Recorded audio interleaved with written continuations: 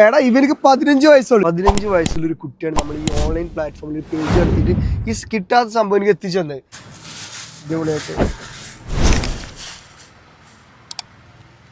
അയ്യവാ വേണ്ട, ഞാൻ ഓർഡർ ചെയ്ത സാധനമാണ്. ഞാൻ കുറേ തരുന്ന സാധനം എനിക്ക് ഭയങ്കര ഇഷ്ടമുണ്ടോ.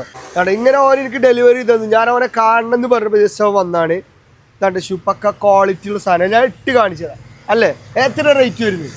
1590. അല്ല നിൽക്കുന്ന റേറ്റ് ഇല്ലേ?